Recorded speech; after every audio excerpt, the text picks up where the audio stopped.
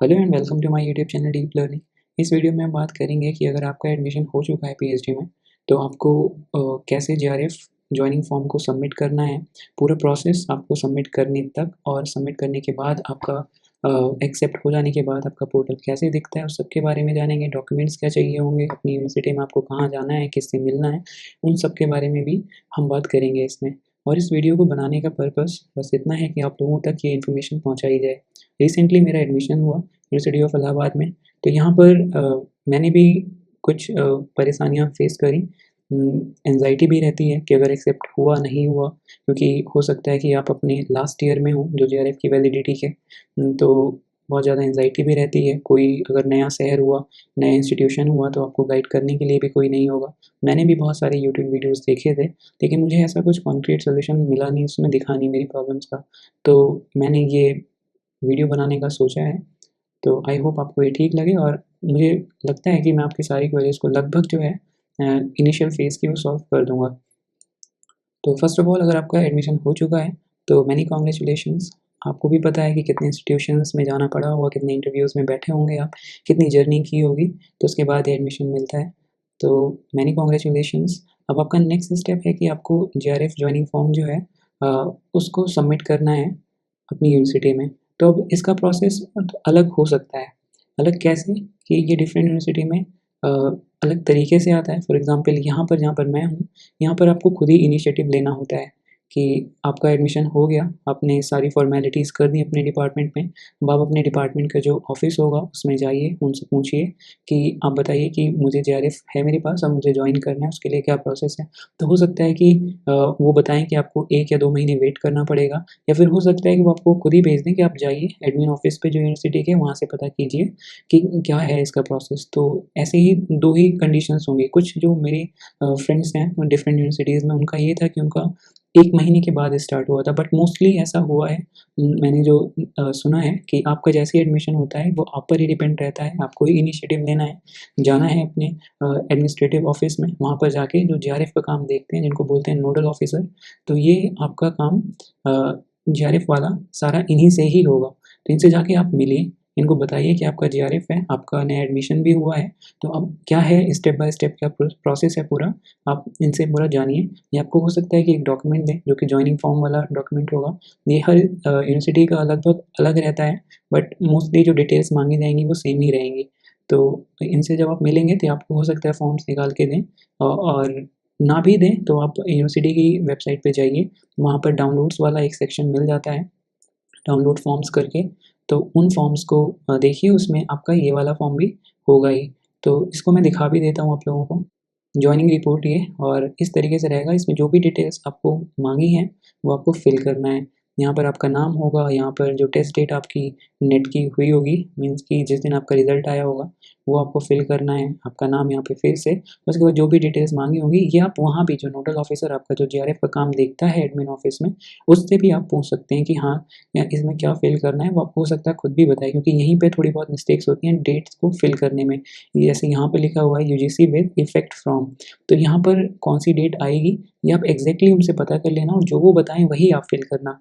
और उसके बाद फिर ये कुछ सिग्नेचर्स आपके चाहिए होंगे, सुपरवाइज़र के, एचओडी के, फिर रजिस्ट्रार के, यहाँ पर ऐसे ही है, और ये सारी डिटेल्स आपको फ़िल करना है।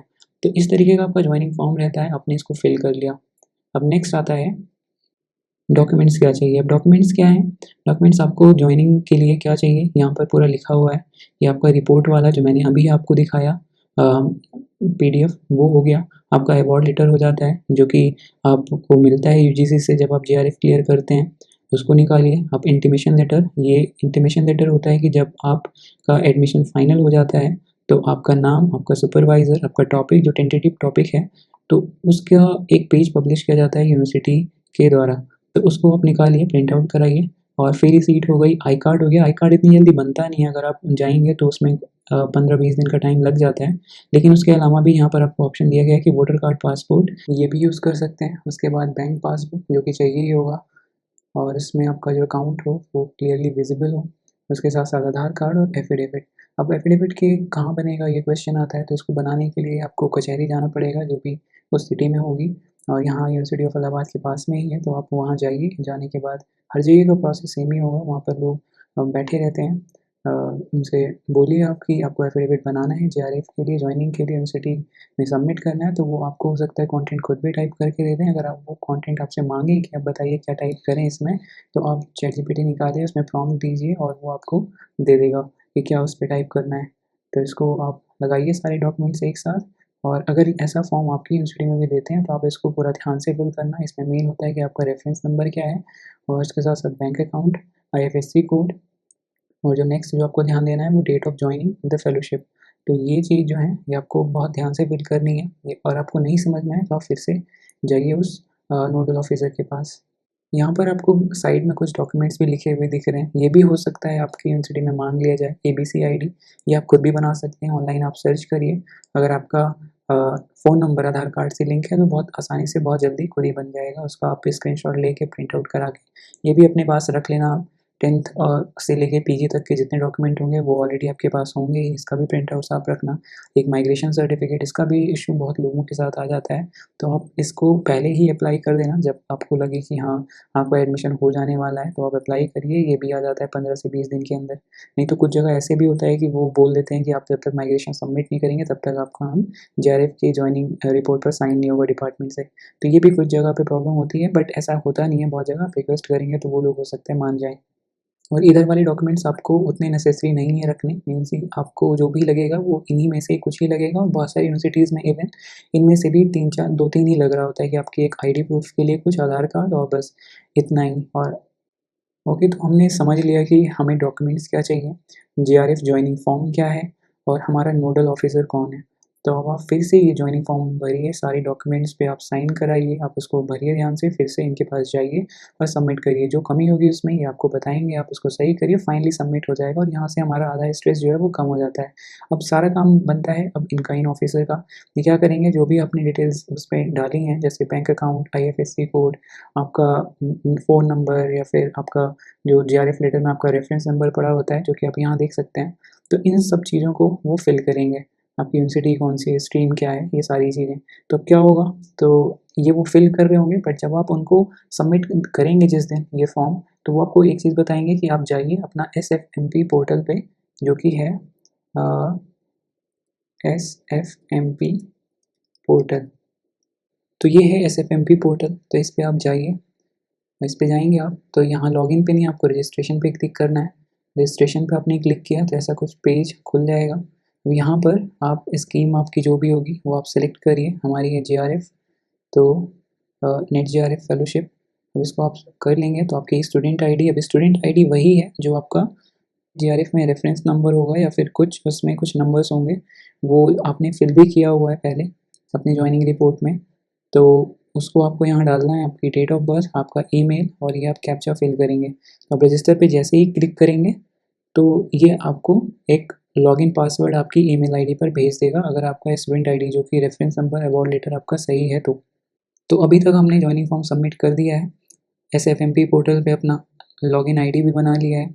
अब वहाँ पर जब आप बना लेंगे तो आपको कुछ इस तरीके से, जब आप फाइनली आपका जब डाटा वहाँ ऑफिसर अपलोड कर देगा तो आपको कुछ इस तरीके से उस पेज पे एक दिन आते हुए दिखेगा कि आपका नाम, ये सारी चीज़ें ऐसे आएंगी और आपको इसे बोलेगा नीचे यहाँ पर कहीं लिखा होगा अप्रूव और डिनाई ऐसे समथिंग, तो आप इसको अप्रूव कर देंगे जब आपकी डिटेल जो सारी सही रहेंगी। तो आप मेन यही देखना कि आपका अकाउंट नंबर सही हो, आईएफएससी सही हो और ये डेट जो है ये सही हो।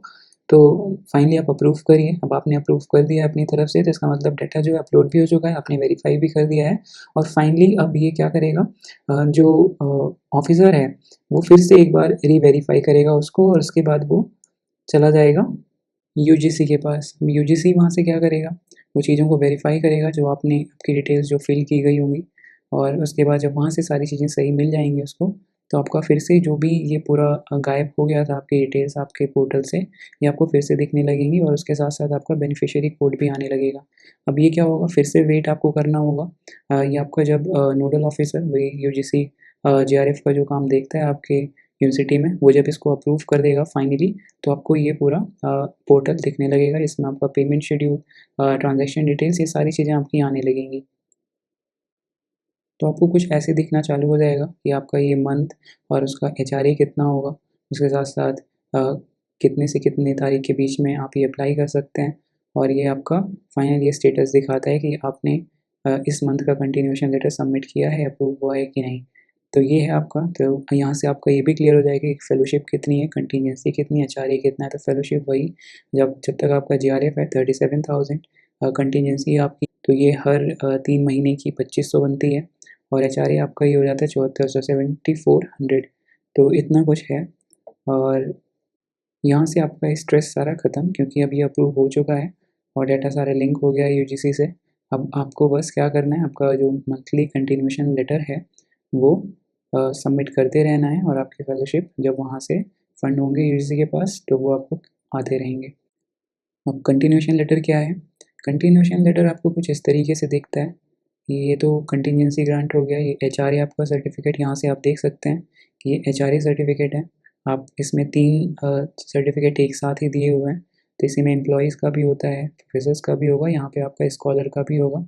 तो आप अपना रेंट इसमें फिल करिए, डेट फिल करिए, और जैसे ही आप कंटिन्यूएशन लेटर जो आपका है उसके साथ ही इसको सबमिट करेंगे। अब ये है आपका कंटिन्यूएशन लेटर। यहाँ पर आप अपना वही रेफरेंस नंबर, स्कीम और ये आप फिल करेंगे, डेट आपकी वही मंथ वाली 1 जनवरी से लेके 30-31 जनवरी जो, और यहाँ साइन करवा के फिर इसी के साथ साथ ही आप अपना एचआरए का भी देख लेते हैं। यहाँ पर सारे डॉक्यूमेंट्स से मैंने वही जो आपको पहले बताया था कि अपने डाउनलोड सेक्शन में जाके आप डाउनलोड कर सकते हैं। ये हर यूनिवर्सिटी की साइट पे रहता है। यहाँ पर ये कंटिजेंसी ग्रांट वाला, तो यहाँ पर आप वही फिल करिए, आपने किस चीज़ में ये ग्रांट जो है आपका जो फंड है ये यूटिलाइज़ किया है, उसको आप मार्क करेंगे और फिर उसका बिल भी लगाएंगे, इसके साथ अटेस्ट करेंगे, और फिर वही सिग्नेचर होगा सारी चीज़ों पे। ये आपका एचआरए सर्टिफिकेट। तो ये सारे आपके सर्टिफिकेट्स हैं। तो यहाँ पर हमने अब बात कर ली है सारी कि कंटिन्यूएशन लेटर क्या है, एचआरए क्या है, कंटिजेंसी ग्रांट क्या है, कितना मिलेगा, फेलोशिप अमाउंट भी मैंने आपको दिखा दी, ये पोर्टल से ही है उसी। रेंट एग्रीमेंट रिक्वायर्ड नहीं होता है एचआरए के लिए, पहले होता था, अब ये हटा दिया गया क्योंकि बहुत हेक्टिक प्रोसेस हो जाता है स्कॉलर्स के लिए। नेक्स्ट आता है बैंक अकाउंट सीडिंग का। अब बैंक अकाउंट सीडिंग क्या है? जब गवर्नमेंट पैसे भेजती है डायरेक्टली अकाउंट में बेनिफिशियरीज़ के, तो वो कैसे जाता है? वो उसी अकाउंट में जाता है जो आधार कार्ड से लिंक होता है। तो आधार कार्ड से आपका अकाउंट लिंक है कि नहीं, ये जानने के लिए आपको UIDAI जो साइट है वहाँ जाना पड़ेगा। UIDAI ये आप सर्च करिए, वहाँ जाइए, इस पर लॉगिन करेंगे, आधार कार्ड नंबर डालेंगे, OTP आएगा आपके रजिस्टर्ड मोबाइल नंबर पे, उसको डालेंगे तो वहाँ एक कॉलम आपको लिखा आएगा कि बैंक अकाउंट सीडिंग, तो वहाँ क्लिक करेंगे। तो अगर लिंक होगा आपका ऑलरेडी, तो जो भी लिंक होगा वहाँ दिखा देगा, इनएक्टिव या एक्टिव दिखा रहा होगा। अगर एक्टिव आ रहा होगा तो मान लीजिए कि आपका कोई अकाउंट है जो उससे ऑलरेडी लिंक्ड है। और इसके साथ साथ अब हमने सारे पॉइंट्स यहाँ पे कवर कर लिए हैं, और यहाँ पर मेनली हमारी बात हुई है उन लोगों के लिए कि जिनका सारी चीज़ें स्मूथली वर्क कर जाती हैं, कि उन्होंने जीआरएफ ज्वाइनिंग फॉर्म सबमिट किया, फिर वो अप्रूव भी हो जाता है यूजीसी से। तो अब कुछ लोगों का ऐसे भी आता है कि दिक्कत आती है कि उनका अप्रूव नहीं हो रहा होता है। तो उसके लिए क्या करना है कि जब आपने फॉर्म सबमिट कर दिया जीआरएफ ज्वाइनिंग का अपने नोडल ऑफिसर को, तो आपके पास आया होगा वेरीफाई करने के लिए, अप्रूव करने के लिए, आपने अप्रूव भी कर दिया। तो अप्रूव करने के बाद जो वेटिंग पीरियड होता है, इसी में ही पता चलता है कि आपका कंफर्म हो रहा है या नहीं हो रहा है। तो इसमें अगर 5-6 दिन, 1 वीक लगने लगे, तो आप चले जाइए अपने फिर से इसी ऑफिसर के पास, उससे बोलिए कि ये देरी क्यों हो रही है। तो वो क्या पता है कि आपका लॉगिन करके वो देखे कि क्या दिक्कत आई है, क्योंकि जब यूजीसी वहाँ से कोई कैंसिल कर रहा होगा या अप्रूव नहीं कर रहा है, तो इसका मतलब कोई दिक्कत होगी, वो दिक्कत को उसमें लिख के भेजता है, तो जिससे कि वो करेक्ट की जा सके, और ऑफिसर आपको बता देगा तो आप वो करेक्ट कर सकते हैं। अब इस वीडियो में अभी भी बहुत सारी क्वेरीज ऐसी होंगी जो मैंने एड्रेस नहीं की होंगी, ये मेरा एक्सपीरियंस था और मैंने वही शेयर किया। अब यहाँ पर जो भी है वो जेन्युइन है और जो मुझे लगा बताना चाहिए। अगर आप यूनिवर्सिटी ऑफ इलाहाबाद में एडमिशन ले रहे हैं तो प्रोसेस जो है वो समवट पूरा का पूरा सिमिलर ही होगा, और अगर आप किसी और यूनिवर्सिटी में हैं तो बहुत ज़्यादा वेरी नहीं करेगा, चीज़ें सारी ऐसी ही हैं, ऐसे ही वेरिफिकेशन पूरा प्रोसेस होगा। और मेनली आप, अगर आपको कंफर्म नहीं हो रहा होगा ज्वाइनिंग फॉर्म, तो आप इस नोडल ऑफिसर से ज़रूर बार बार मिल सकते हैं जाके, जानने के लिए कि क्या दिक्कत आ रही है। अभी भी आपके पास कुछ क्वेश्चंस होंगे तो प्लीज़ उसको कमेंट करना, मैं कोशिश करूँगा कि आंसर कर सकूँ। मेरे पास यही था बताने के लिए, तो थैंक यू फॉर वॉचिंग।